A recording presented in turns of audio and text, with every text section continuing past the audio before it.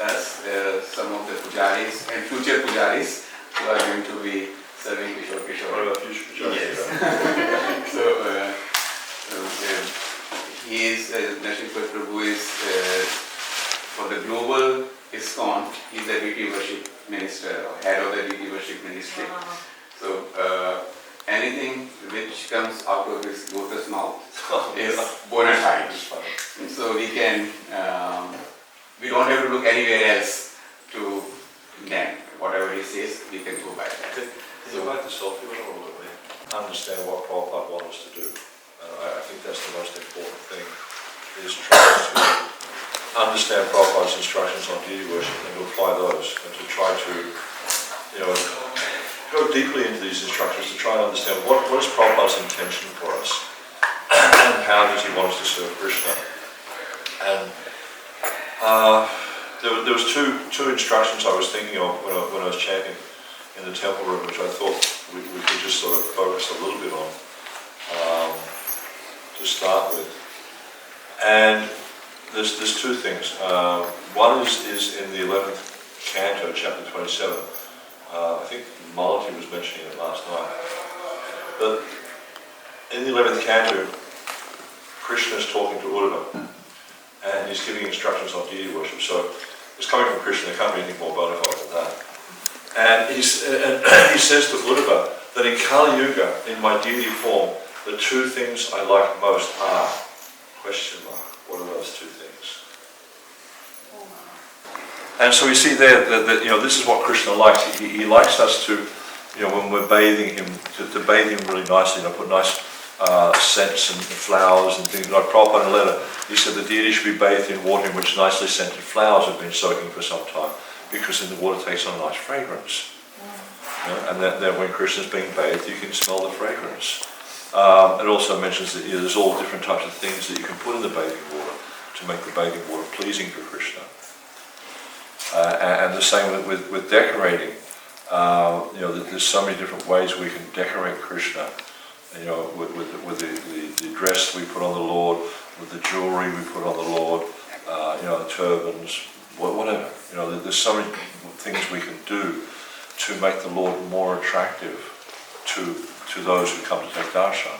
Because this is a very important thing in the temple worship, is that home worship is not such a critical thing, but in the temple worship, the deity always needs to be dressed very gorgeously so that when people come, their minds are attracted to Krishna. So this then cleanses their heart. And you'll see, like Prabhupada, he talks, 2.3.22, he mentions how people's minds are attracted by these rubbish cinema songs. And when they see the gorgeously decorated form of the Lord in the temple, their mind will be attracted to Krishna, and they'll forget about these other things. And that's the idea. And the same for us, is that we go before the deity, we take darshan of the deity when he's gorgeously dressed, we forget about these other things. And we become more and more attracted to Krishna. And of course, dressing the deity, decorating the deity, there's a lot of things that could be said about that.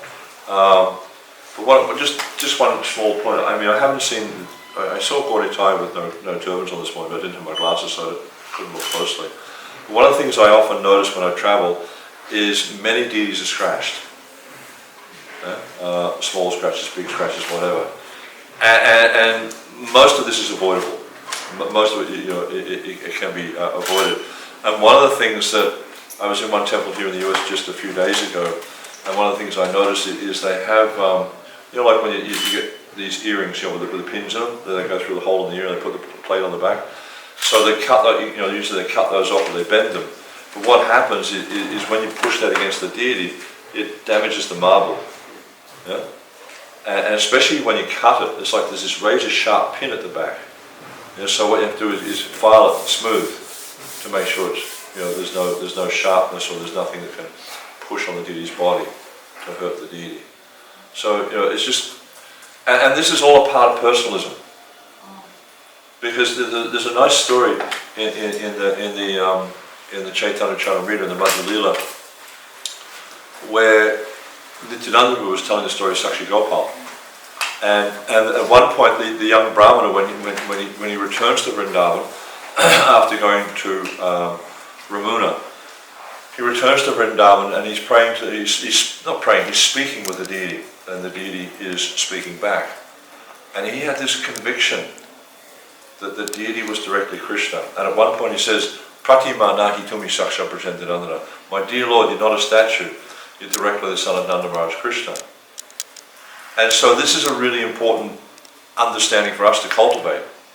And if we can cultivate this, I mean, like, of course we can talk about all the externals, like, making sure the jewelry's cut, and no sharp points and stuff like that, making sure he's dressed like this, making sure he's dressed like that, whatever, making sure the bulb is hot, making sure it's not too hot, things like that. But if we can imbibe this understanding that this is Krishna directly before me, then all these things automatically fall into place. If we appreciate that I'm dressing Krishna directly, will we stick him with a pin? Of course not. Will we serve him cold prasadam? Of course not. Or when we bathe him, will we bathe him in boiling hot water? No. We make sure, because he's a person.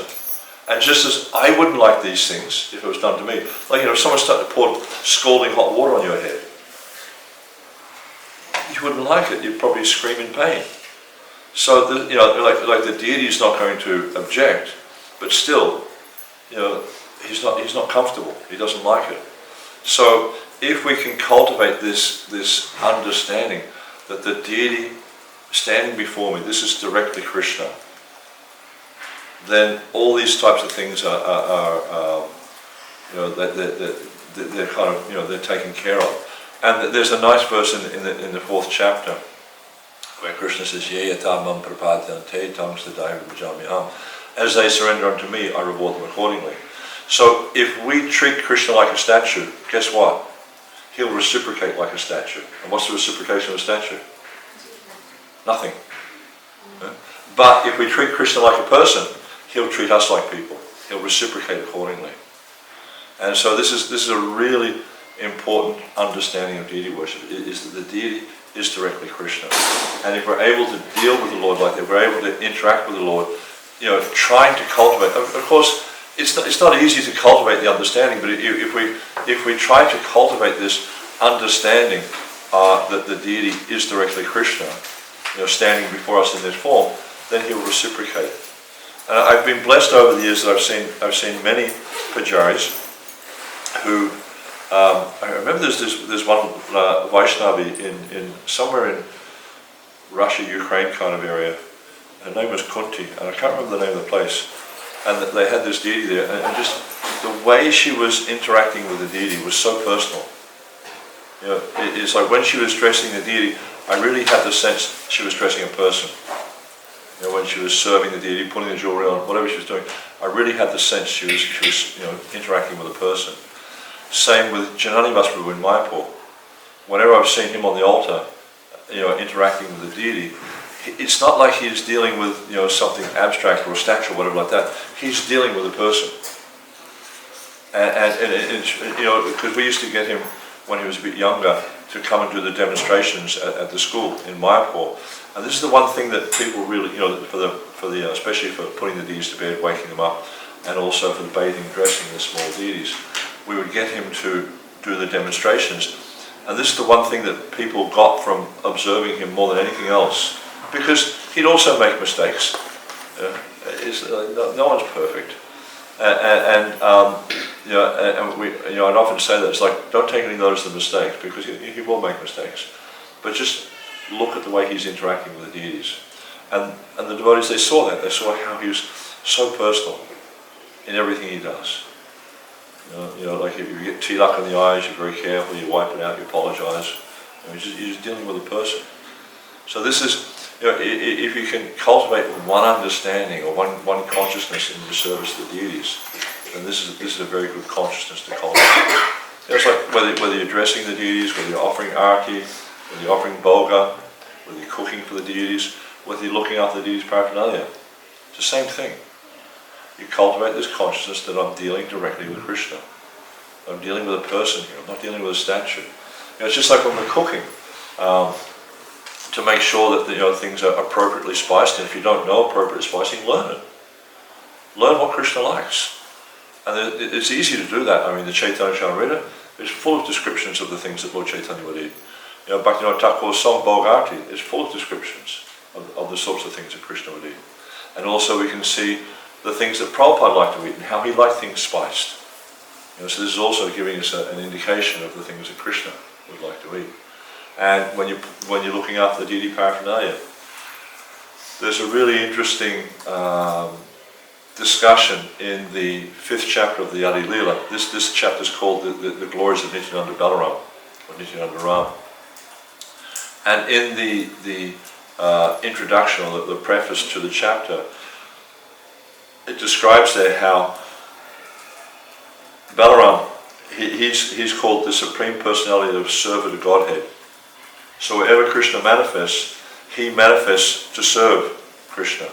When he manifests as Lord Chaitanya, he manifests as Ram, he manifests as Krishna, whatever. Balaram always manifests to serve him. And so we can understand that all the paraphernalia that is there to serve the Lord is a manifestation of Balaram. And just like, for instance, the asan we put down on the altar for the deity to sit down and take his bhoga, this is not just a mat.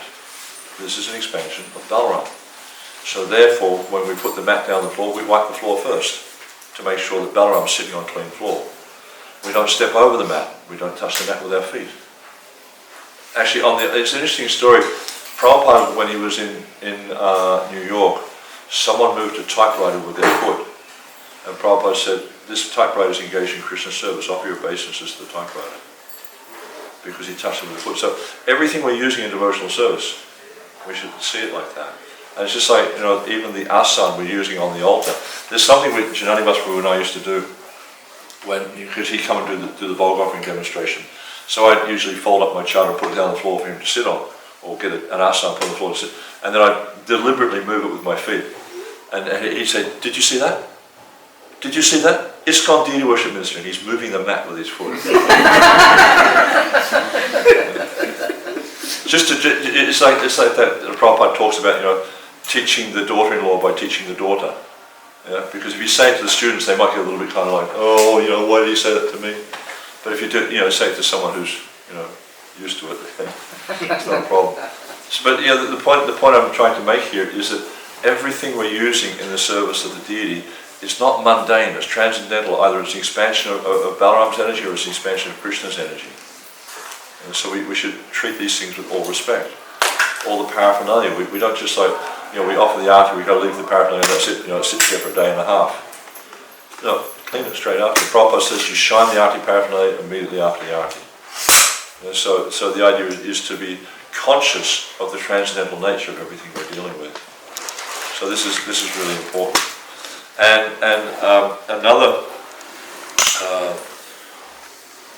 instruction from Prabhupada I just wanted to mention.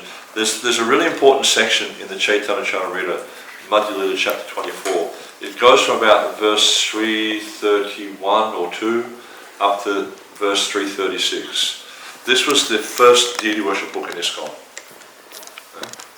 Very important for pujaris to familiarise themselves with the instructions in this section. And this is the chapter where Chaitanya Mahaprabhu was instructing Sanatana Goswami to write the Hari Bhakti Vilas. And he was telling him what should be in that book.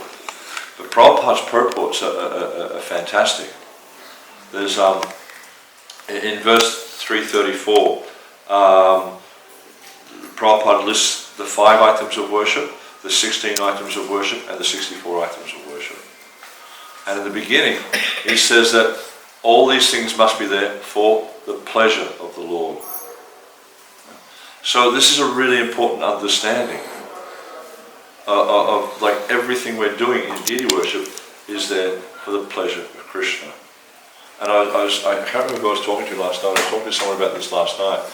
If we simply have this, because like one of the things you get, especially around festival times or when you're doing installations, is that people want to get the mercy, people want to get the nectar, but they miss the point.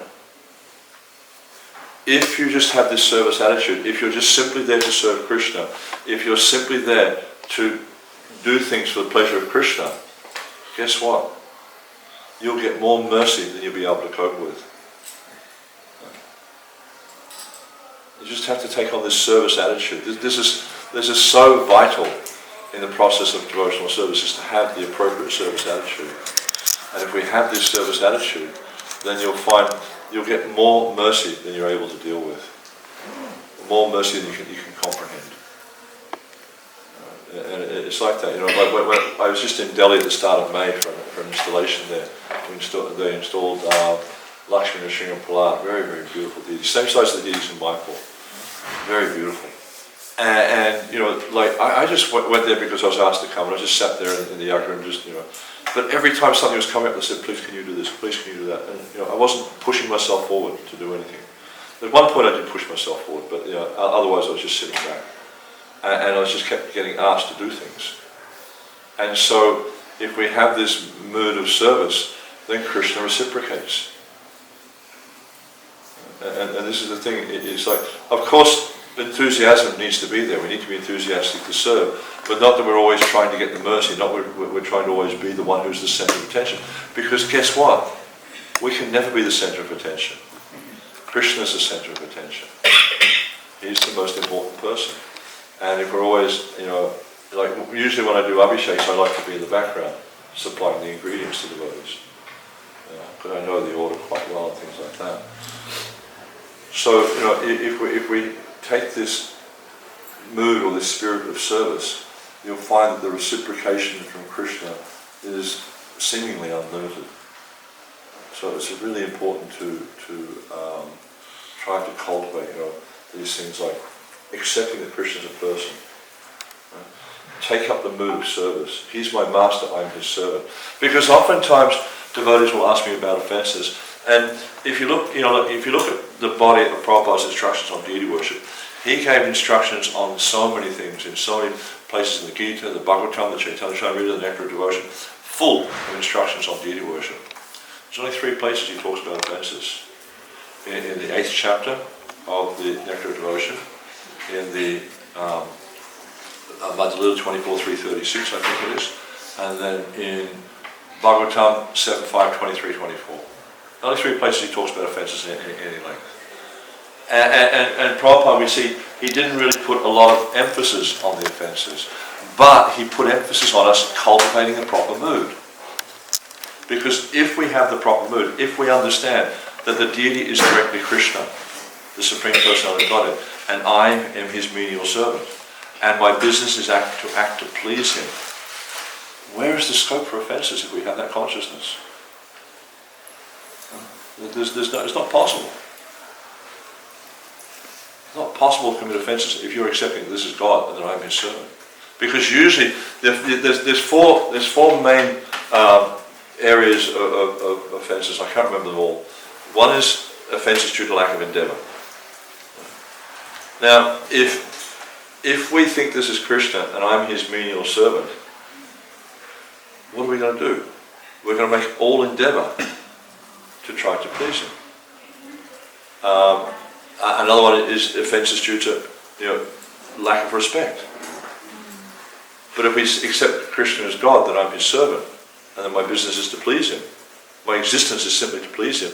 Just like I was coming here on American Airlines yesterday, and they were saying that you are the reason we fly. Pretty simple statement. So our existence is simply for Krishna's pleasure. He created us for the exchange, to have exchange with us. So if we can cultivate, it's not easy to have this as like our full understanding, but we need to cultivate this understanding. And the more we cultivate, the more the realization will deepen. But if we can focus on these things, then there's no scope that we're going to be committing offences due to lack of endeavour or due to lack of respect.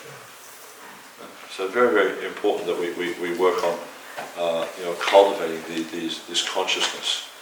And then you'll find that the deity worship is because one of the things that also comes up often is, and this especially we see this happens with devotees who are new in deity worship, is they're enthusiastic, they want to do everything, they want to do every arati, every offering, dress the deities morning and night, wake them up in the morning, put them to bed at night, want to do everything.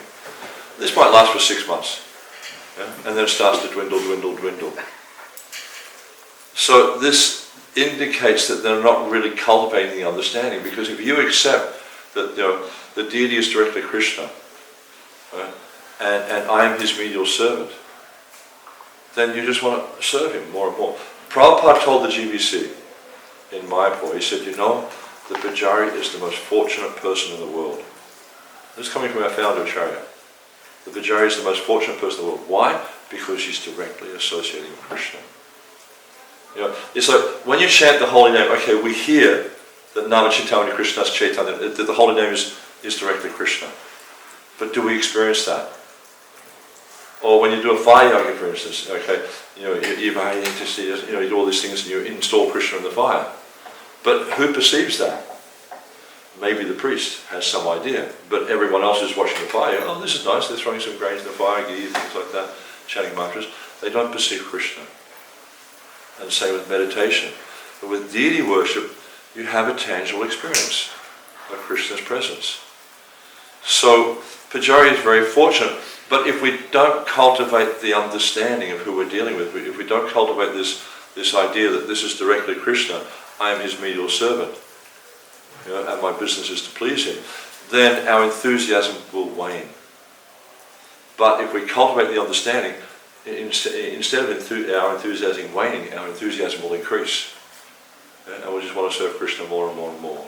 Just, you know, our very existence is simply for serving Krishna. So, you know, is there anything else you want me to talk about?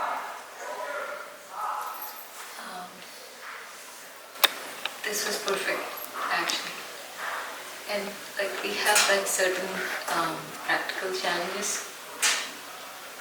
So, like how to use the, like how to use like different paraphernalia. Like, you know, sometimes we have practical challenges. There are so many pujaris involved, and there's broken jewelry, Yeah. or like there is too much lutag on the, like applied in like for the jewelry and like on the face of the Lord, and keeping the altar clean, like that. Like we have like so many different challenges. Yeah. Simple things like that.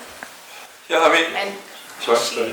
she's my sister, and she's also like the co-head pujari. She was the head pujari before me. And Good team, huh? Yeah, they're a good team. I noticed that, because when I came last night I was going through all the drawers and things like that, and everything is neat and tidy. It's really nice, really nice. And it looks like a lot of the paraphernalia is fairly new too. I thought it was really well looked after. Yeah, it's good to see. So you're just talking about practicalities? yeah, like Well- how do we learn and how do we like share with others in a way that we are not offensive, but like they can also grow and learn. Well, I think it's important to study Prabhupada's instructions, not just in deity worship, but in general, because you'll see through Prabhupada's books, through his instructions, you'll learn much about the culture of Vaishnava culture, because deity worship is like a manifestation of Vaishnava culture, and it's just like, for instance, I was looking at well, the Mataji who was dressing Jagala is not here, but she had a sheet there with a procedure, and it's just like, you start off this, does anyone know the 16 items of worship? Can you list them? There's 4 groups basically. There's reception, bathing and dressing, worship, conclusion. Okay? So what are the 7 steps in reception? Offering a seat. Yeah, asa. Huh? No, this is not part. Bhutta Shuddhi is just prayers. Yeah? Yeah. Offering, welcoming him. Welcome, yes, so swagatam, suswagatam, yeah. Then after that, offering him a seat. No, so first off is seat, Yeah. then reception, then welcome, yeah. Offering him shoes. Padya, yeah. Badukhi is not one of the items. Yeah. So the padya means so first off, a guest comes, you offer him a seat, and what do? Walk Wash away? his feet. Leave him alone? No, you say, oh, so nice to see you. You might have a kirtan, you might offer garland. You welcome them. Make them feel very welcome. Then you offer padya. You bathe their feet. Because, they might have been out on a journey or something, their feet become weary. And one year because I've been teaching this course in Mayapur for 20 something years now. And one year we had Pankaj Jangri, he was our our guest, so we decided to receive him. And we sat him down on the seat, and I said, nice words to him. It was so nice you came with me. There's a kirtan going on, doing the whole thing. And then we sat down and bathed his feet. And he said, this feels really nice, because if there's tiredness in your feet, it just helps the feet feel, it takes the tiredness away. Then what's the next thing after padya? Arghya. Yeah, do you know what arghya is? Water on the... Water, okay, it's water, but what's it for? Put for their head, I think. Here's the important part. There's an interesting discussion in the 10th canto, where Krishna's trying to convince Nanda Maharaj not to worship Indra, but to worship Govardhan. And there he says, if you don't understand what it is you're doing, you're not going to get the benefit. But someone who understands what it is they're doing gets the benefit. So it's really important to understand what we're doing in deity worship. So arghya means water for reception. Now, according to there's a section in the Padma Purana called the Kartik Mahatmya, and in there it describes how arghya is the best of all receptions. It's the best thing you can offer. Now, arghya is water, but it has different auspicious ingredients in it, such as durva grass, various cracked grains, maybe yogurt, maybe drops of milk, things like that. But it's considered to be the best type of reception. One time, Narad Muni came to the palace of Yudhisthira Maharaj, so immediately Yudhisthira Maharaj sent for the priest to bring the arghya. And when Narad Muni, they sat him down and welcomed him, and they sprinkled the arghya on his head. And he said, this is very nice. Like he's been received in a proper way. So arghya is a very, very important part of Vedic culture. So what's after arghya? When we are offering arghya, so do we offer it to the hand? Good question. So just like with padya, obviously you're going to offer it to the feet, because that's what you're doing, you're bathing the feet. And pada means feet. So when you offer padya, you can offer it once or twice. You can offer one symbolically, or twice for washing both feet. Arghya, there's two ways you can offer it. You can sprinkle it over the head, or you can offer it to the hands. So it's considered more respectful to offer it to the hands, because then they sprinkle it over their own head. But either way is okay. Yeah? So you can do either one. What's the next item? Archaman. Archaman. Archaman is water for sipping. And usually it has different fragrances, fragrances such as ground cloves, ground nutmeg, very little. Sometimes you see there's like half a teaspoon in there, and it's all gritty, but it's just a little bit to flavour it. And there's also something you can put in there called cocola berry, which is very, very fragrant. There's a little sort of hard berry like that, and it's dry, it's about that big, and you crack it, and inside is the fruit. And you grind that up and put that in there too. What is that from? Cocola berry. Come to my part, I'll give you some. Yeah. And also you can put jasmine flowers, maybe a bit of... There's, in the 11th canto, in chapter 27, they've listed Srila Swami's description of what's in the Archaman water. And the idea is to refresh the mouth. Because like sometimes when you go out, you come across unpleasant smells and things like that, and they rest on the palate. So then the palate, or maybe dust or something like that, rests on the palate. So by rinsing your mouth out with this Archaman water, then it leaves a pleasant taste in the mouth. Then what's the next thing? Madhupak.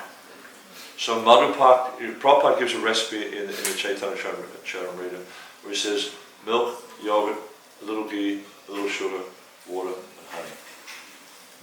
And Sridhar Swami says it's mostly honey. Yeah? Because it's madhu, it's honey. And the idea with Madhupak is a very auspicious type of food, and they just take a little bit of this, and it's considered a very nice way of welcoming. Then next is Punarchaman.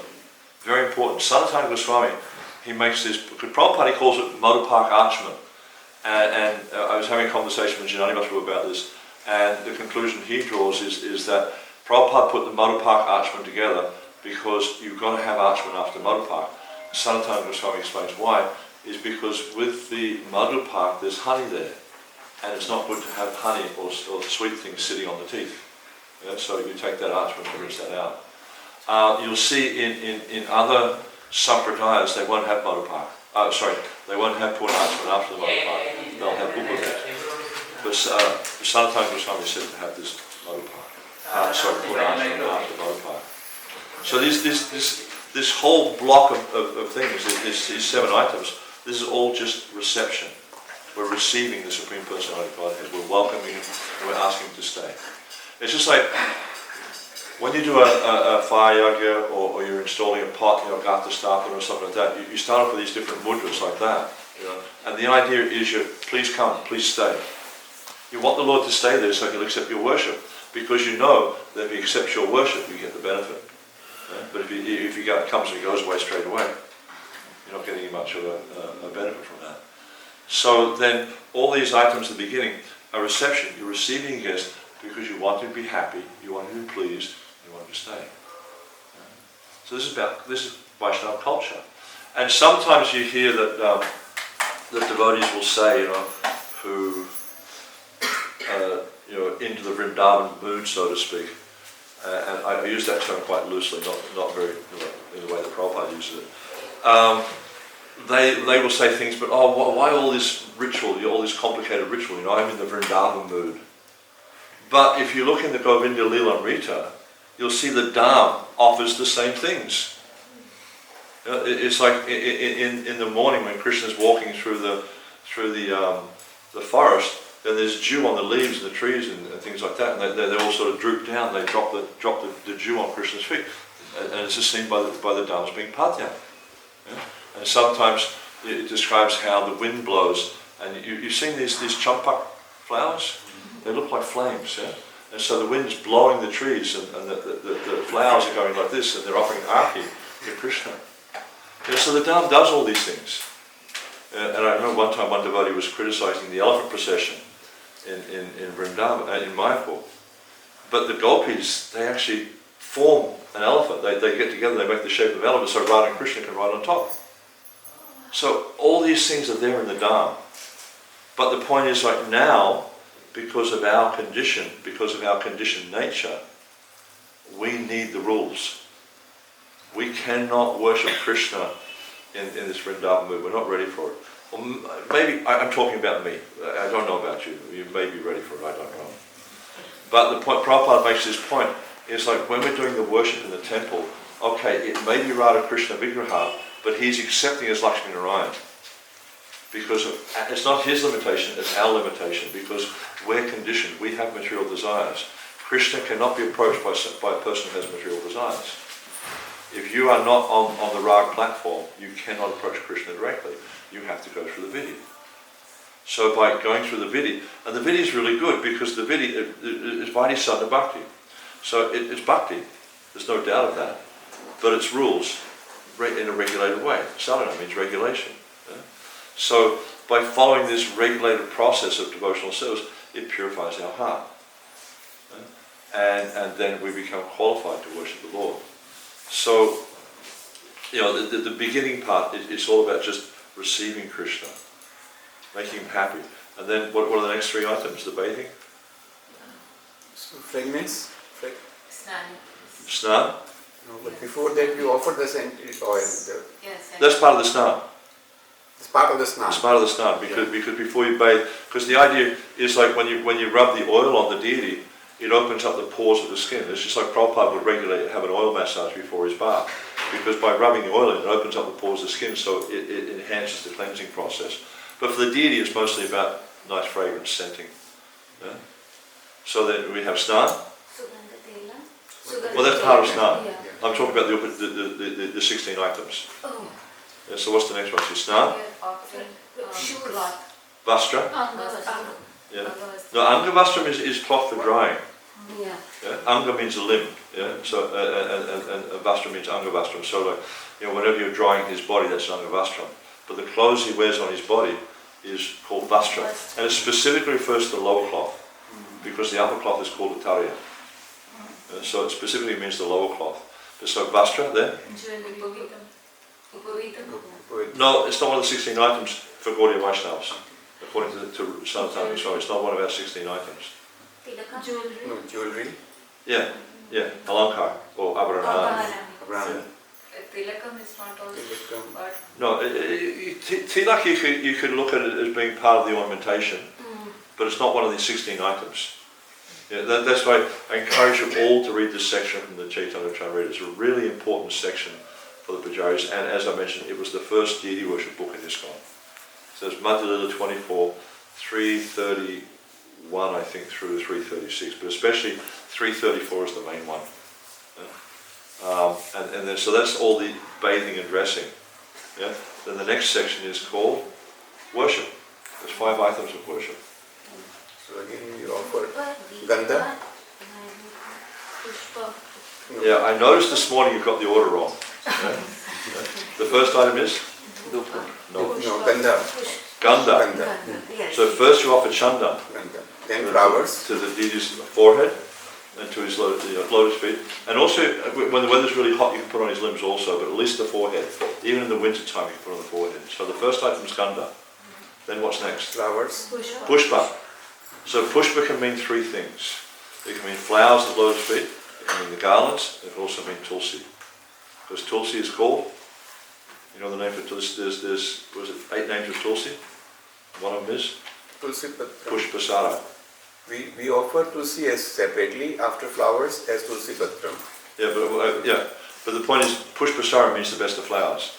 So you can offer it as part of that. What was your point? No, I was saying we offer Tulsi leaf to their lordship after the flowers here. After the flowers.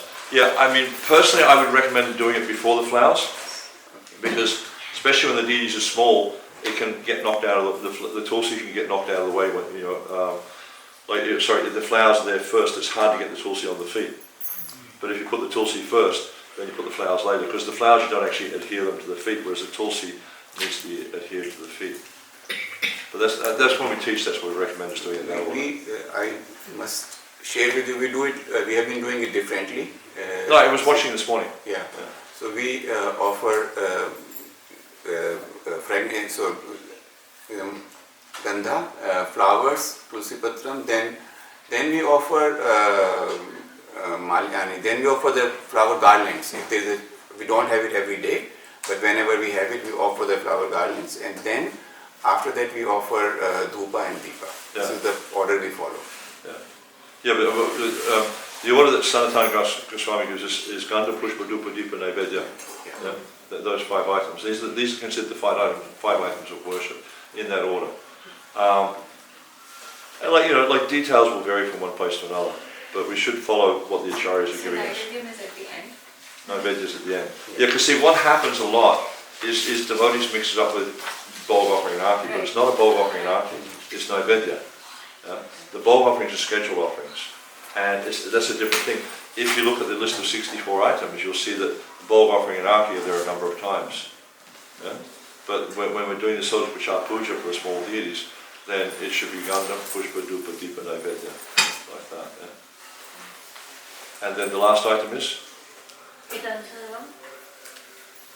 That's not one of the upachars. We offer Idam Sarvam, we offer ourselves. No, I get that, but it's not one of the 16 upachars. What's the last upachar? Forgiveness. Pranam. Pranam, we're offering prayers. And generally, at least the way we have it in ISKCON, is the Gayatri mantra. The Gayatri mantra japa is part of the pranam.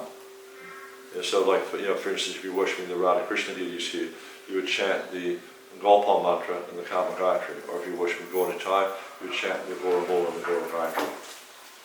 And then that's done as part of the pranam. And then of course, Idam Sarvam.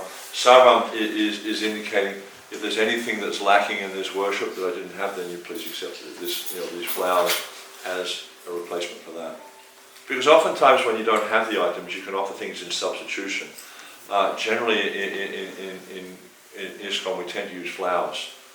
But sometimes, like I've seen Janani Prabhu. Has anyone ever seen when they do the elephant procession in Mayapur? Have you come in the temple afterwards and watched Janani do the worship? But I have seen him. Huh? I have seen the procession, but I did not see him. Yeah. So what he does is they put the deities up on the altar and they offer bhog and different things. Then usually, because it's quite an elaborate bhog offering, and usually with the more elaborate bhog offerings you also offer tambula.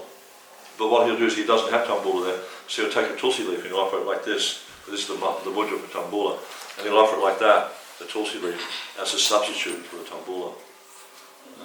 So you can substitute different things in different ways. Sometimes you can simply do water in a spoon, and just like when you do the bulb offering, for instance, you offer the Nrsimha as part of the bulb offering. So, but you're doing substitution because it's not actually mixed up Nrsimha, you're just using water. There's many different ways you can substitute things. I'm not sure, I think I got a bit off track on your question though. I think I got a little bit off track. No, I think it's good. But the idea is like, understand what it is we're doing, and understand that we're doing this for a person, and do it in a way that's pleasing to him. Like, sometimes I'll see like devotees when they're doing this sort of puja, they're just ring the bell, and just doing all these things, just not really focusing on who they're dealing with. It's very distracted. But the idea with the worship is we're trying to cultivate a relationship with Krishna.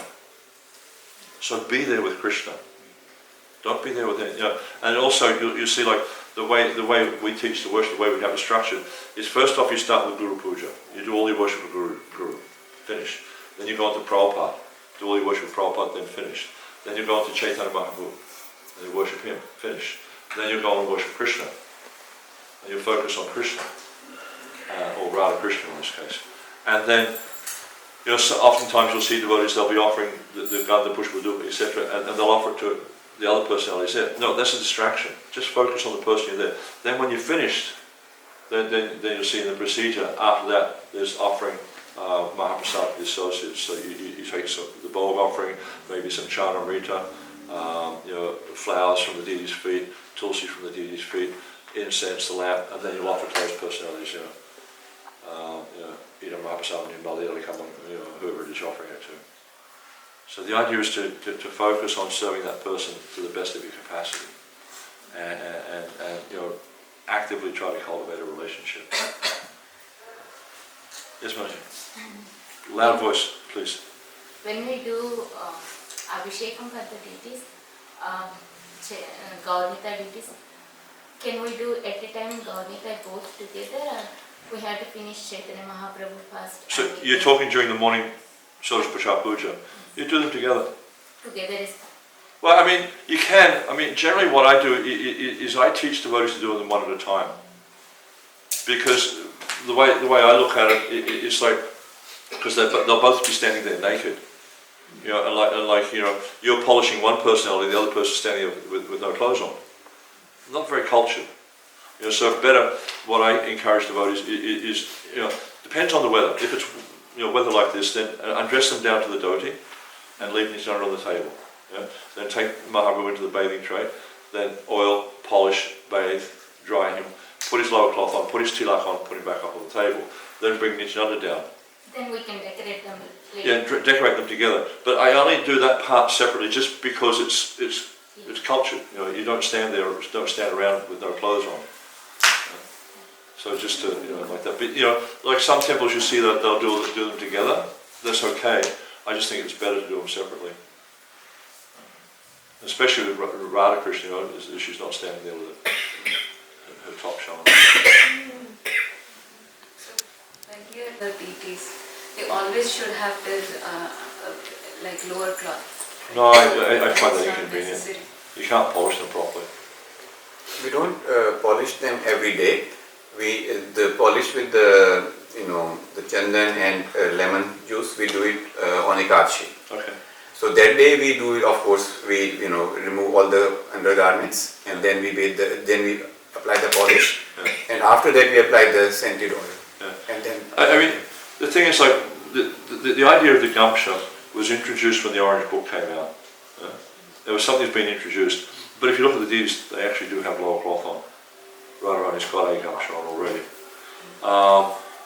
My personal experience and just my years of doing deity worship, I just find it's inconvenient. It's harder to serve the deities with a gamsha on. If you want to use it, it's fine. It's not like it's wrong, but I don't do it. Some temples I've been to, I've seen they dress the large deities and they've got this kind of like cloth over the top, and I just think that's so inconvenient. It just gets in the way. It's not something Prabhupada showed the devotees. I remember speaking with Jamuna about her experience, or Janadivas Prabhu with his experience with Prabhupada, teaching how to do deity worship. These things weren't there. So I think it's something that we've added, which is it's okay if you want to do it, but it's not necessary. Yes, Prabhu, I it's not asked related. Shama Sakti to come up with some difficult questions. It's not difficult. Are you asking my question? No. Oh, I have a question too. Okay. No, Prabhu, so this is not related to deity worship, but it's the beginning of your class when you were speaking about developing relationship with Krishna and the kind of offenses that we make. So you mentioned there are 4 kinds, but you just put 2 together, like lack of endeavor and lack of respect. I want to know what are the other 2. Yeah, that's just because of lack of intelligence on my behalf. I couldn't remember them all. So I actually asked a difficult question, it means. It means I asked a difficult question. No, it's not difficult. I just can't remember. Okay. It's a simple question. Yeah, it's actually I'm working on an online course for deity worship at home, and that was one of the modules I recently finished. But I just don't have a good memory, and it takes a while to remember some things. Hang on a second, yeah. Just bear with me a second, and I will tell you what they are. Now I'm struggling to find them. Prabhu, it's okay, we can talk about it in the car. Huh? Yes, Prabhu, please, it's okay. I want to utilize everybody's time. So, due to lack of purity in body and mind, yeah, Okay. that's one. And again, if you accept that the deity is Krishna, and what is the nature of Krishna? Apapavidha. He's without any impurity. He's without any sin. And Prabhupada, he quotes that verse, Param Brahma, Param Dhamma, Pavitram Paramam Maham. So Krishna is supreme pure. And if we want to approach the supreme pure, we also need to be pure. Yeah, so due to lack of purity, offences due to lack of respect, then lack of endeavour, which we covered also, and another one that's really important, offences due to lack of faith. So there are the 4 categories. So not a hard question. Lack of faith that Krishna is the Supreme Lord? Yeah, all that sort of stuff, but also lack of faith in the rules of deity worship and devotional service. Because there's things like you shouldn't eat anything which is not first offered to Krishna. Because we only eat Krishna prasad. But like sometimes devotees might interpret that as, well, we only offer food that prasadam from the temple, but you can also offer food at home and it becomes prasadam. Just better not to offer things that are cooked by non-devotees, because that's Prabhupada didn't like that. After food has been cooked, one should not be offered any food stuff unless it's first offered to the deity. One should not deride the demigods before the deity, because they're servants of Krishna, we don't deride them. One should not show disrespect to a scripture teaching about the supremacy of the Lord. One should not introduce any opposing scripture. One should not smoke marijuana or ganja. One should not take opium or similar intoxicants. These are just lack of faith. That's what's interpreted as that. Yeah. Oh, lots of hands going up. Is this all about the smoking ganja?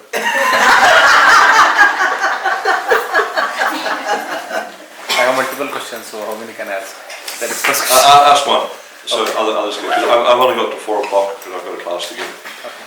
So the first question is like, just now you are speaking, we treat deity as a person, but we have, like Prabhupada says, we should be punctual and clean in terms of deity worship. So how do we navigate both the things? Because when we have to do things in time and treat as a person, it's really challenging. Sometimes we go late, so we don't follow punctuality. So, or if we want to follow punctuality, we cannot be treating the deity as a person. Sorry, I didn't hear the last one. If we want to follow the punctuality part, then you don't treat deity as a person because you are just rushing with the time. But because the fact that we're rushing indicates we're in the mode of passion.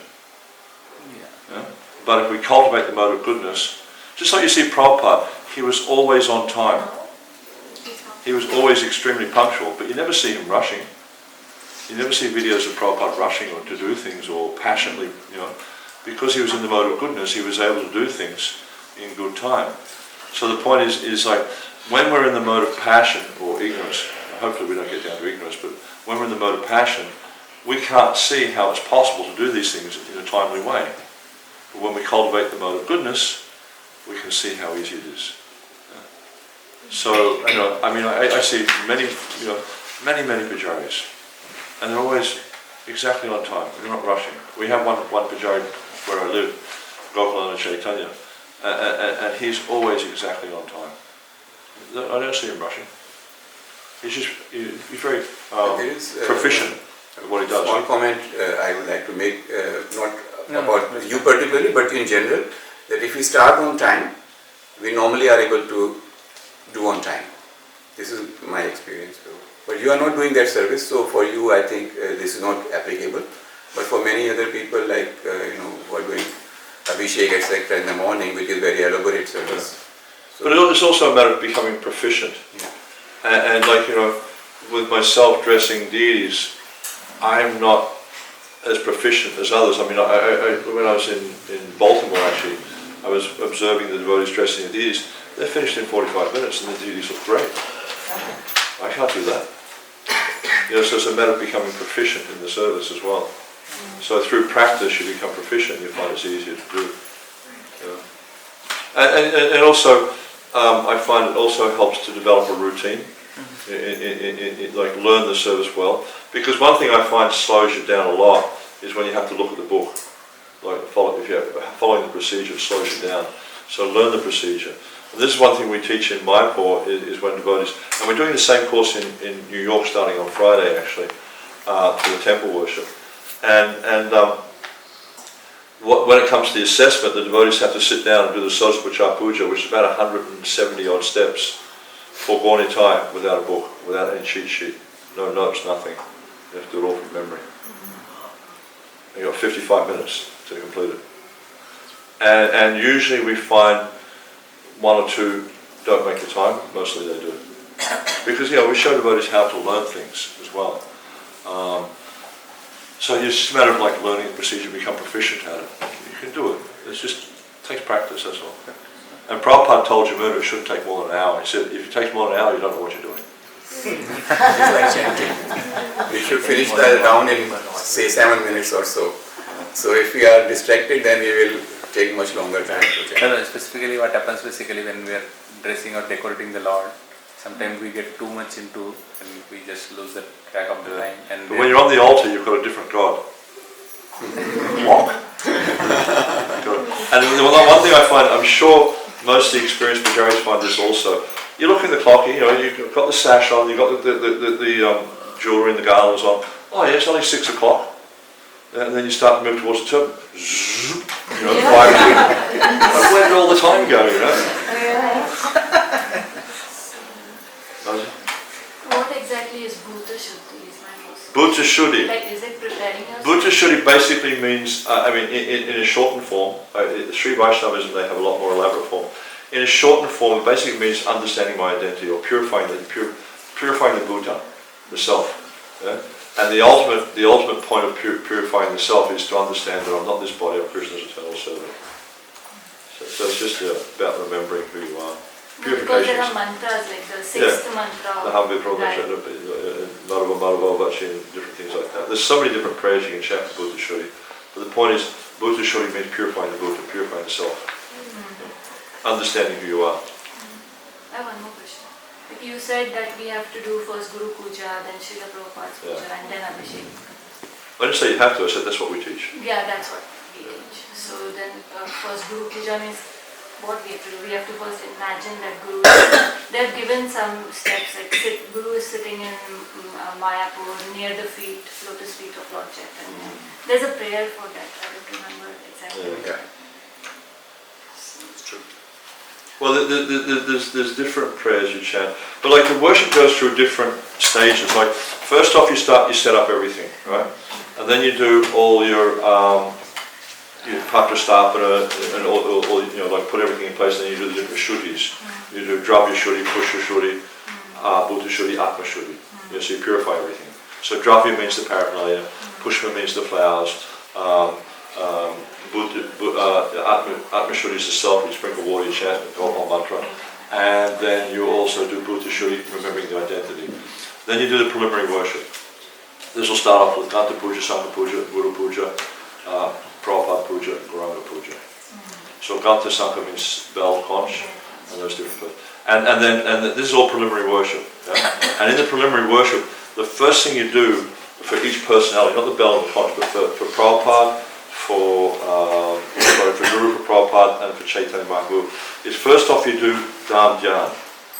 Right? You meditate on the place where the person is sitting. And that's what the verse you're talking about. At the Yoga Pindra Sri Dham Mayapur, Lord Chaitanya sits on jewel throne, my Guru sits at his lotus feet. You can also meditate with Prabhupada sitting there as well. Yeah? And then the next thing you do is Guru Dhyan, Prata Shriman Navadvipe Dvinetam Dvipujam Gurum Varabhaya Pajasha Smaritam Navapurakam. So you meditate on the form of the person you're worshipping. Yeah, he's got 2 eyes, 2 arms, 2 etc. like that. And then what you do is you'll do a Manasa Puja in that place. Yeah? So first off, it's just like in the 10th chapter of the Nectar of Devotion, there's a description of the Brahmana at Prashtinapur who did the Brahmana sweet rice. And so the same thing, he cleansed his body first, then he meditated upon the place, then he meditated on the person, then he worshipped the person. Because you don't have the person just floating around in space. We don't imagine some concocted idea of what he looked like. A guru's not a peacock or anything like that. No, he's a person. And so it describes how he fixed the form in the mind. Because if you're distracted, you can't do Manasa worship, Manasa Puja. Sanatana Goswami says if the worship, the Manasa Puja is broken or distracted, it's offensive. So you have to be very focused when you're doing Manasa.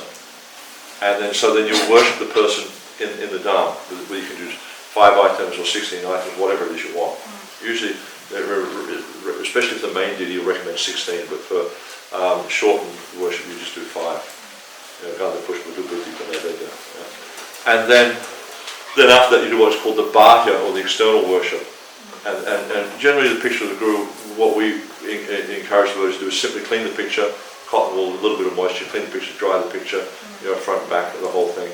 And then put him down, or put some tulsi in his hand to offer to Krishna in his right hand, and then flowers to his lotus feet, chandala on his forehead, offer prayers, the stutis.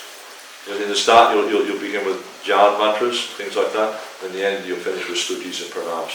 Stutis are mantras glorifying the person. Jan mantras are mantras that describe the form. Yeah? So it's very structured. And the thing is, you do that for Guru, same thing for Prabhupada, same thing for Chaitanya Mahaprabhu, same thing for the deity. And then everything you do for the deity up to the point and including Manasa Puja is all part of the preliminary worship. Then when you do the external worship, the Bahya Puja, this is the main worship. Yeah? So you do Guru, Prabhupada, Chaitanya Mahaprabhu, then the main deity. Then you'll do the external worship of the main deity. So it's all very structured. So you teach all of this in the deity worship? Yeah. And all of this has to be done in 55 minutes. So all of this has to be done in 55 minutes, you were saying? Yeah. It's easy. We have very simple dressing. Basically all we do is 3 necklaces, finger rings, toe rings, bracelets, and a crown. Simple. Prabhupada, in line of this, sorry, I'm not raising hand, but because you've been saying this for last 10 minutes, I'm hearing. So I'm a newly initiated, second. So for me, everything is totally new. So I was trained by a particular devotee in this temple, but when I speak with other devotees, just to think in my memory, get into my brain, so every devotee comes up with a different thing. So when I tell them, when do you do Aarti, then you do Guru first, then Prabhupada, then Lord Chaitanya, then Nityananda. That is how I was trained. But when I speak with devotees in the temple, they say that Guru, then Prabhupada, then go to Nityananda because he is Guru Tattva. So I see devotees come up with some ideas of their own. So I don't know if it is centralized or, as you said, it's very structured. Yeah. And secondly, I have experienced that problem. I was cooking for the deities, so when they make plate, they start coming up with new ideas like Jagannath, Baldev, Subhadra, 3 in numbers. So instead of putting 2 gulab jamuns, put 3 gulab jamuns, because they will fight with each other. They are brothers and sisters. You know how devotees come up with their own things. But then with all these things, you have to understand what is the praman. That's if there's no praman, big question, Prabhu. If there's no, but if they don't have a praman, then why do you accept? No, I don't accept, but what I was saying. No, but I'm not saying you do accept, but I'm saying everything we do in Gaudiya Vaishnavism has to be based on Pramana. Correct. Yeah? Either Guru, Sara or Shastra. Absolutely. Yeah. So the thing is regarding Arati, there's a letter, and I asked Giriraj Maharaj what he wrote to Prabhupada, because I wanted to find out the backstory. And so Giriraj Maharaj, he wrote to Prabhupada, and he said, when you're offering Arati, some devotees are saying you offer to Krishna first, some devotees are saying you offer to Guru first. What should you do? And Prabhupada wrote back, he said, in answer to your question, when offering Arati, you offer to the Guru first. Correct. So that's one clear instruction we have. Everything else is up in the air. Correct. Because Prabhupada showed different ways of offering Arati in different places. He told Jamuna, for instance, that when you offer Arati, you start from Radharani's lotus feet, then you come around and offer to Krishna. Oh. That's one thing. Okay. When he showed the devotees in Los Angeles how to offer the Arati, he showed them you offer the Arati 7 places to 7 circles on the left side of the body going up, and then 7 circles to 7 places on the right side of the body going down. So you count that. Yeah. You're a scientist. How many circles? What's that? Say that again. 7 times 7 plus 7 times 7. 49. 98 circles. Oh my God. Okay. So you guys make really fast also. So Prabhupada said different things in different places. So I conclude it's not that important. It's okay. Like so It's not that important. But the one instruction that was very clear is he said you start with Guru first. You don't go to Krishna because we have no adhikar to approach Krishna. We are the servants of our Guru. And if you're not an initiate, then you take shelter of Prabhupada. But you start with Guru first. And then whatever system you follow here, just all do the same thing. And as far as offering 3 of anything, Prabhupada told Karanda that 3 is for the enemy. 3 is the enemy? 3 is for the enemy. 3 is for the enemy. Oh, I see. This is only related to foodstuffs though. I see, yes. Yeah. So when you're making up the plate, you don't put 3 of anything on the plate. You can put 2, 4, 5, 6, whatever, not 3. 3 is for the enemy. Oh. That's a pramana. Yeah. But these other things that have no pramana, it's like, it's basically someone's idea. Exactly. It's like, you don't want them to fight. How do you know what they're doing? Yeah, exactly. Are you seeing their pastimes? Are you seeing the lila? Yeah, I know. On the stage of Vaidisana Bhakti, it's highly unlikely. I know Prabhu just confuses new devotees when they are training like one person says one thing, I hear these things all the time. That's nice.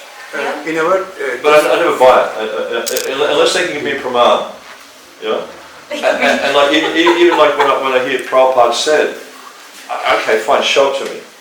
I'm a skeptic. I'm sorry, but I'm just skeptical. No, Prabhu. And even you see that Prabhupada, he would sometimes say that they are saying Prabhupada said, but Prabhupada never said that. Exactly. Keep on saying that, Prabhu. No, Prabhupada said that, not me. So Prabhu, you mentioned about this odd and even number. So No, not me, just 3. 3, okay. But when we are offering, say, flowers, No, but that's different. Just only for only food for items. food items we are talking about. Only applies to bulk offering. There's a conversation Prabhupada's having with Karandara, and that's what he says. Yeah. He said this is only for the food offering. It doesn't apply to anything. He said that's a different thing. Then it answers my question. Thank you. Yes, Prabhu. So, Prabhu, I was just wanting to understand how do we do worship at home? I mean, this is temple worship, deities, right? But is there any standard that you have to maintain at home as well, or because it's too? Yeah. It's like there's a couple of pointers there. Is at home. Whatever you do it every day.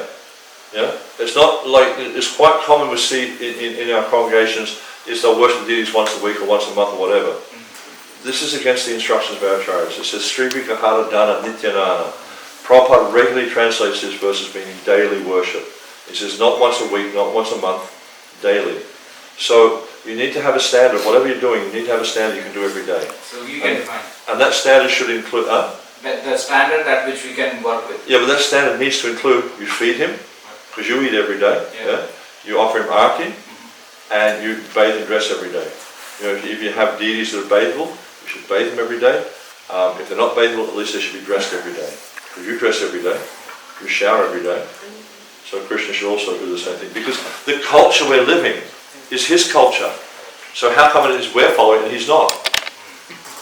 No, he also follows the culture. So you need to do that. So, and this is one thing that, when I do home deity worship courses, this is one of our starting points, is we encourage those, before you get deities, don't decide standards after you've got deities, it's too late. Decide before what it is you can maintain every day. if you can just offer bhoga and arti every day, then you get a picture.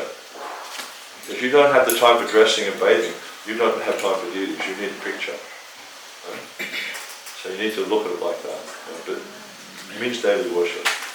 Because otherwise, how are you going to cultivate a relationship if it's only once a week or once a month? If you imagine you're married, you only speak to your wife once a week or once a month, she's not going to be very happy with you. I can tell you that for sure. Honey, I've got a very small processor here, I can only listen to one person at a time. So I have a question regarding the bhoga offerings. Yeah. So can we offer like pasta, or is that forbidden to offer to the Nothing deities? prepared by the non-devotees can be offered to Radha Krishna. Something that is like... If you make the pasta yourself, it's fine. Okay, But if you buy it from a packet, no way. Nothing, none of this store-bought stuff. You know, no pre-packaged fruit juices, no pre-packaged pasta, no pre-packaged, these spice mixes, chaat masala, all that sort of stuff. None of that stuff. Because why? Because they have no idea about standards of purity. I mean, when I was younger, I worked in food processing factories, and I can tell you what goes on in those places will turn your stomach. It's just horrible what they do. Yeah, and for them it's just a joke. They'll stand up on like these big vats where they're making canned fruit, and they'll urinate in it because they think it's funny. But the thing that I find really funny is they'll eat the same product themselves. Because they're low-class individuals, so they do things like that. So nothing prepared by the non-devotees can be offered to Radha Krishna. That's Prabhupada's statement. Except for papad, right? Only papad. Yeah, he made an exception for papas, but he said that they were prepared by pious little old ladies, but I don't think that's the case anymore. Yeah. So should we do it or not? But it's prepared by machines. Huh? It's machine made, like. Machines, today machinery. Yeah, but it gets the same thing. The standards of cleanliness are kind of not very good anymore. I mean, I personally wouldn't offer poppers, but it's up to you guys to figure that out. But you have to look at the standards of cleanliness that are there. And it's just like, oftentimes we're offering tapioca to the deities, but I implore you, do not offer tapioca from India, because it's really impure. There was a video that circulated a few years ago. Yeah. They're showing the vats of the tapioca with all these worms and stuff in there, and they just like scoop it all up, and then it all goes in there. So generally speaking, you find that things from China, things from India, really, really poor quality. And at least in most Western countries, they've got really high standards of purity that they have to follow, otherwise they get shut down. I know in England, for instance, the health standards there, the food and safety standards are really strict. In Australia, the same thing, quite strict. And I'm sure it's the same here. I'm sure they've got quite strict standards there. And they have to tell you exactly what's in the packaging, to a degree. If they say things like blended vegetable oils, now I know what it's like in Australia, that can be, I can't remember what the percentage is, but that can be a certain percentage of non-veg oil. So you really have to check out what these things mean. And the codes, you can get these code breaking books and stuff like that. What are the codes? So therefore it's like practically you've got to be a scientist like these guys to figure these things out. You're better off just avoiding all this stuff because it's impure or it's got animal content in it. I have one more question. Like yesterday was Bhaktivedanta Thakur's sorry, my family is Bhaktivedanta. So when we are fasting till noon, so the first half of, let's say if we have a breakfast offering, we have a breakfast offering before the noon offering. Yeah. So does it need to be like Ekadashi Prasadam so that the devotees can honor Ekadashi, or For the deities? for the deities? Krishna's is a supreme enjoyer. He doesn't That is fast. true, but But he it's doesn't just for the fast. devotees, because we don't have two kitchens, we just have one kitchen, so whatever is cooked for the deities is what the devotees eat. Yeah, so maybe what you could do in that situation is cook some preparations for both the devotees and the deities, and cook some preparations just for the deities. Because Krishna is a supreme enjoyer. He doesn't follow Ekadashi, he doesn't observe fast. Yeah, because for Ekadashi we are cooking only Yeah, Ekadashi. but make some preparations just for him too, like so he's getting his regular grains and stuff like that. Yeah. Because if you're not taking grains, it means you're fasting. He's fasting. Yeah. So therefore, for Krishna, also cook some. You just make a small quantity for Krishna, so he's getting grains. Because I mean, like, how many preparations do you have in the breakfast for the deities? We have Kīśorī. The total number. 32. Breakfast? 4 or 5? Sweet. 5 offering. 5. Only 5 for Krishna. Yogurt papad. You should feed him like a king. Prabhupada I really wish that comes Prabhupada told the devotees in Melbourne to feed Krishna like a hungry 16-year-old boy. Yeah. Fill him up, I remember what it was like when I was 16. I used to eat a lot. First time I went to the temple in Australia, I ate a plate. I was surprised how much I ate. Actually, it was so much. So yeah, you really feed him well. Yeah. But like you can have some preparations there that are just for the deities, and then have some of the other ones that are just for the devotees. Like in Mayapur, for instance, during the Raj Bhoga, there's usually about, it depends on the season because they get more or less subjuice at different seasons. But usually they have 12 or 13 subjuice alone. Wow. Sometimes up to 20. Just on the Raj Bhoga. So usually, about 30, 40 preparations. Mumbai, Juhu's the same. Juhu's the Raj Bhoga Juhu is fantastic. And this, the idea is he's the king, and we worship him as the king. We feed him. Like, when I was in Mauritius, we set the worship up there. When the Krishna Balaram was installed, I showed them how to cook and how to set up the plate. And the plate was like really full. You couldn't get any more on the plate. It was and the plates in Mayapur are this big. Yeah. So you can really get a lot on there, and even then it's still brimming over. And when I went back to Mauritius a few years ago, they're still following the same standards, so it's nice to see that they're feeding him really well. You have a question, Bro? Related to the same question what she's asking. On the festival days like Ramanavami and Janmashtami, we offer all the Ekadasi to the deities as well. Yeah. So should we make the grains into offer? Yeah, but he should still get his regular grains. What they do in London is on Ekadasi days they have 2 plates. They have a plate which is non-grain and a plate which is grain. So what do we do with that grain prasad? Huh? What do we do with the What grain are the prasad? grains which you offer to It Krishna? tells you the Chaitanya Charita. Save them for the next day.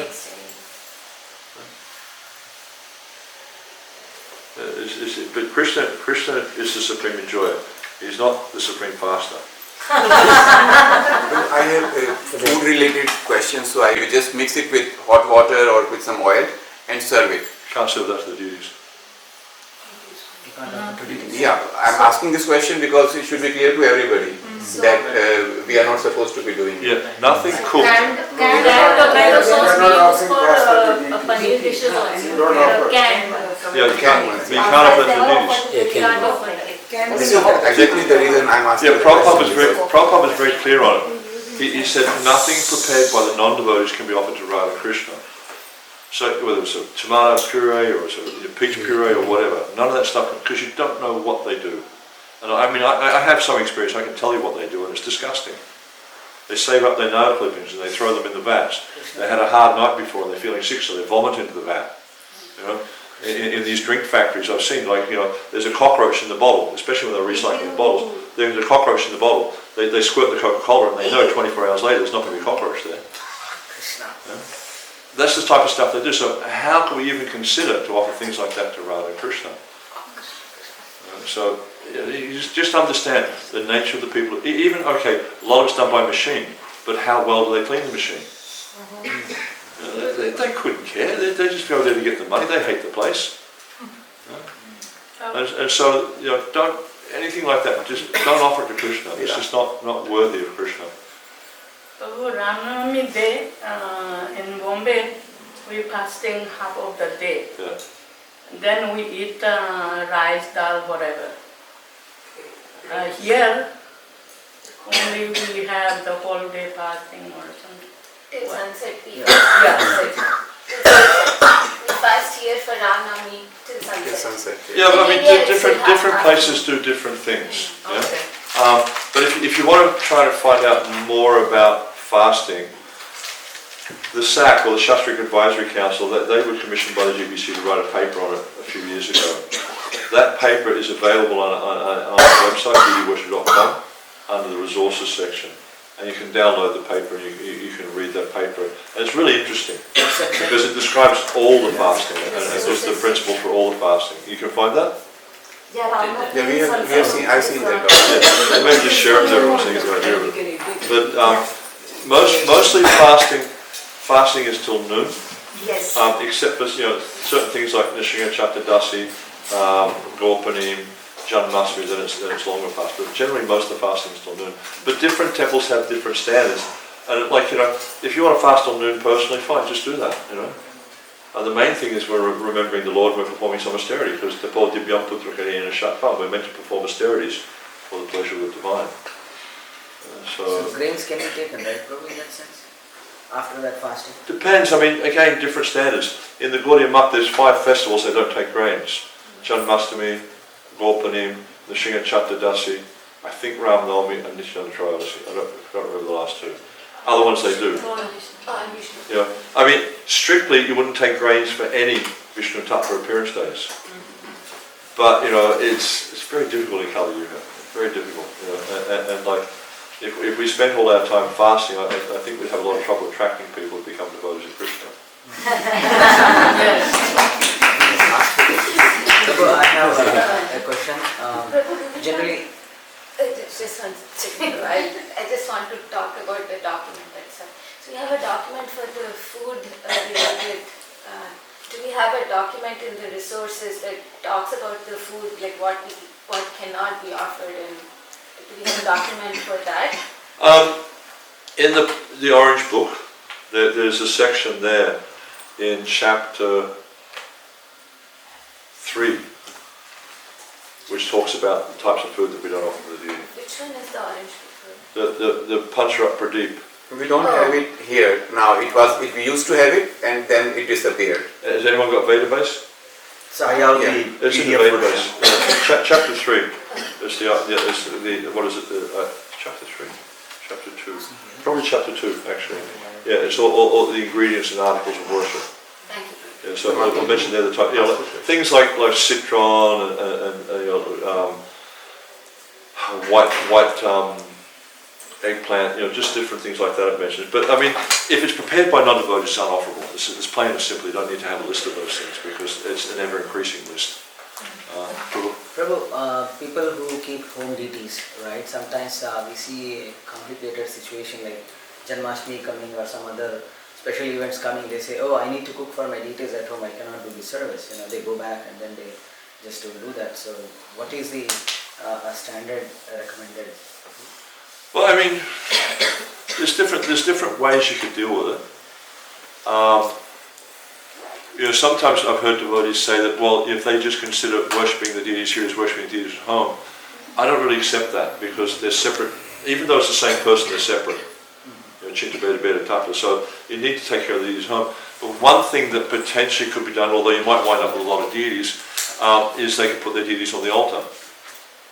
And so when they're when they're cooking for the deities here, it's offered to their deities as well. That's one way of dealing with it, but you might wind up with hundreds of deities on the altar. Just so that there is a clarity on this, here we have a kind of, it was discussed with Deity Worship Minister Jananda Prabhu when he was here, that the home deities, we don't keep them on the altar. Yeah, but it's up to different. Because Jayananda was working under me. I know. But it's just up to different temples on what's practical. It's not like there's a rule. But if for instance one of your major cooks, right, the person who's a really good cook or whatever like that, they can't come because they're doing worship at home, then you might want to make concessions, But there's nothing wrong with doing that's my point. It doesn't mean you have to do it, doesn't mean you don't do it. But each temple's going to work it out according to what's practical. Some temples allow it, some temples don't. Simple. Yeah. Prabhu, my question is related to turbans. I see like Pune, Mumbai, they all have turbans even for night dressing. Yeah. So what is the standard? And we have crowns for day also and night also most of the time. So. The deity should look very beautiful. Yeah. That's the standard. So crowns are okay. Each temple's going to have their own standards on that. Just like you go to Vrindavan, for instance, a Kīśorī, they always wear crowns. always. Yeah? You know, Radha and Raman, they've got different standards. Mayapur, they've got different standards. Mayapur, they never put crowns on Madhavan because he's so big they just don't look right. So different temples. You know, these are kind of like details which are going to vary from one temple to the other. The main thing is Krishna should look beautiful and don't stick him with pins. That's like some years ago I was trying to push the idea of not using pins at all. There are temples that do that. I know in Ukraine, for instance, in Kiev temple, they don't use pins on the deities at all. They use like little plastic clips, magnets and things like that. So it is possible to dress the deities without pins. And some of the deities I've seen in the world are very badly scratched from pins. And so something to consider. Second question. So Prabhu, like we have main deities and we have Utsamurti. So while worshipping and offering, do we do offerings separately or worship separately each of them, or only main deity has to be worshipped or offered, like how? You can offer to either, doesn't matter because they're in a sense, I mean, obviously we understand they're separate, but in a sense they're interchangeable because of the same, the small deity is an expansion of the large deity. Yeah, so even like Prabhupada, when one temple was asking about installing the small deities, and Prabhupada said no question of installing because the large deities are already there. You just put the small deities in front of them. So you know you can offer, like usually what I do at home is when I'm just offering the arati to all altars on my own, I'll offer to the small deities because I make smaller circles, and that way I can do it quicker. But if I offer to the larger deities, I'll probably go really fast. It looks stupid, you know? So I just do the small deities so it looks relaxed and I can do it in the appropriate time. So it doesn't matter. So not both at a time, only one at a time. That's Yeah, just either. Okay. Either the large or the small, but not both. Yes, Marcia. When we do Abhishek, Gaurita, when we dress them, I saw sometimes devotees dressing shirt first and then later dhoti. Is that okay? So? I'm not following. When we do Abhishek for the Gaurita deities, when we dress them first shirt, top part shirt, and then after that we dress them with dhoti. Well, usually you put your lower cloth on first. Because like, if you don't have lower cloth on, you're considered naked. And it's a principle of Vaishnava culture not to be naked. So you usually put the lower cloth on first. And of course, like, practicality, sometimes like, you know, devotees might want to have the shirt, you know, when they're dressing for the look of it, they might want to have the shirt tucked into the dhoti. So in that sense, it would be easier to put the shirt on then the dhoti. But culturally, you'd put the lower cloth on first. So what is the right way to do? Like, Sorry? because when I do the shirt first because, like I say, for the practicality, it's just easier. Because you like the shirt tucked into the dhoti. Yeah. Easier. Easier because. But I can tell you, as a person who wears a dhoti, I never tuck my shirt in. I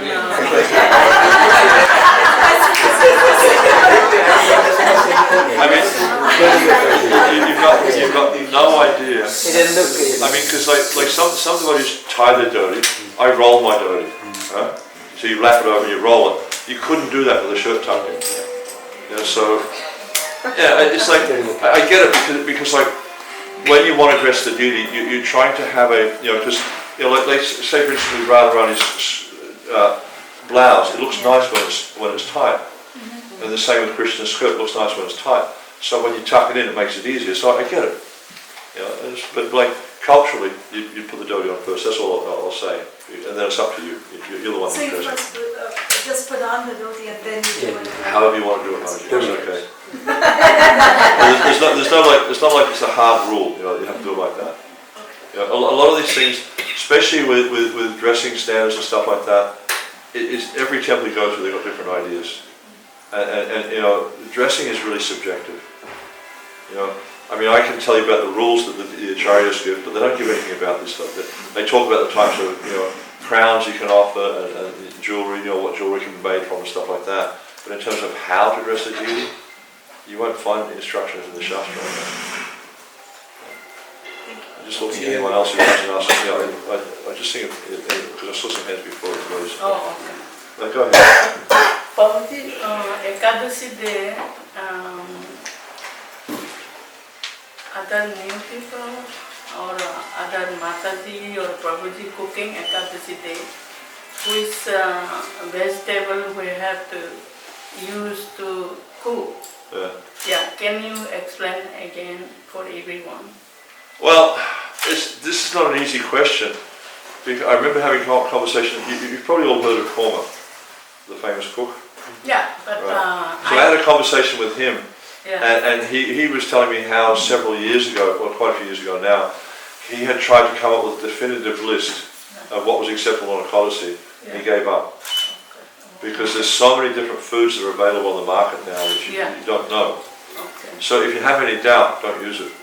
Yeah, but Ekadashi means no grains, no beans. Yeah? Okay, in Bombay we cook. But Krishna doesn't follow Ekadashi. Okay. Okay. But we cook is for Ekadashi days for special for Krishna and other vegetable and Spanish different varieties and that thing for. Yeah, but then also you have like in India they have these things like Satya Ekadashi and different things like that which they follow. But it's not something that Prabhupada spoke about. Okay. And especially in Vrindavan you'll find there's a lot of things like that that the locals will follow. Yeah. We don't worry about it so much. Okay. I mean you'll find the temple of Vrindavan follows it because they're in Vrindavan, but we don't follow these things so much. Of course, if local temples want to implement these things, that's fine. Okay. But it's not like it's a hard and fast rule given in the scriptures. So I think the things like we really need to concern ourselves with are what do our Acharyas say about Deity worship? What should we follow and what should we not follow? Okay? So try to understand what's coming from the Acharyas first. And then other things are going to be different from one location to another. There's a nice verse of purport in the fourth canto where Narad Muni is instructing Dhruva Maharaj in deity worship. Okay. And he says to Dhruva Maharaj that the deity should be worshipped according to time, place, and available conveniences and inconveniences. And then Prabhupada in the purport elaborates on this, and he gives a blistering purport. And he makes the point that it's not that the worship's going to be the same everywhere. So okay, they do that in Mumbai, fine, that's what they do. But this is not Mumbai, this is Chicago. Okay. So what you do in Chicago is different from what's done in Mumbai. Yeah. Some things will be the same, some things won't. Yeah. And then Prabhupada, and he says sometimes our Indian friends, they come along and they point out, oh, this has been done, this has not been done, that has not been done. He says, but they do not understand this instruction of one of the greatest acharyas, Narad Muni. Yeah. And what can they do to push on Krishna consciousness? It's really heavy, And so this is the point. It's like what we're doing here is naturally going to be different from what's done in India because there's a completely different environment. And what like the thing, the puja markets in Mumbai, you can buy anything there. You go to Walmart here. What can you buy? You can't buy chambers, you can't buy peacock fans, you can't buy conchas, you can't buy arti paraphernalia. And like all these the Yagyopa bits and all these different types of things you can easily get in Mumbai. You can't get here. And so many things like chandan. Where do you get chandan here? You have to import it. So many things will be different because of available convenience and inconveniences, time, place, etc. So just because they do it in Mumbai doesn't mean you have to do it here. You just follow the local standard. Yeah, I think it's actually the last one because there is an online question. Huh? There is an online question. Okay.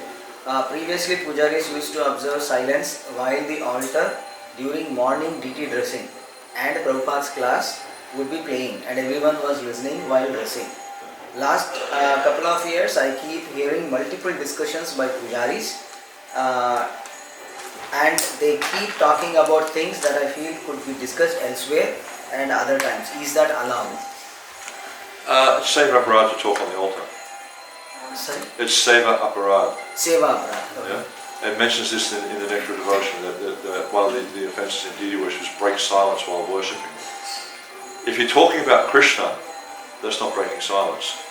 But if you're talking about what you're going to do when you get home, or what you watched on television last night, that's not talking about Krishna. And usually the conversation should be related to the service. Things like do you have some blue tack? Pass me the pins, that sort of stuff. But nothing beyond that. Not what's going on in the temple politics. No, that's not. Thank you. It's clear, it's same for us. You want to do your photo? Yes, please. Okay. 5 minutes left. Well, You have a class. there's 2 minutes left actually, according to this clock. No, that is fast. That is fast, Prabhu. 3:50. Oh, okay. We just keep it My, that my, way, Prabhu. my so mother-in-law that used to we have a finish fast on clock time. just to make things sort. She used to have this clock, she kept it, she always kept it 15 minutes fast, so she had a guest come who she didn't like, she'd say, oh look at the time, is it so late?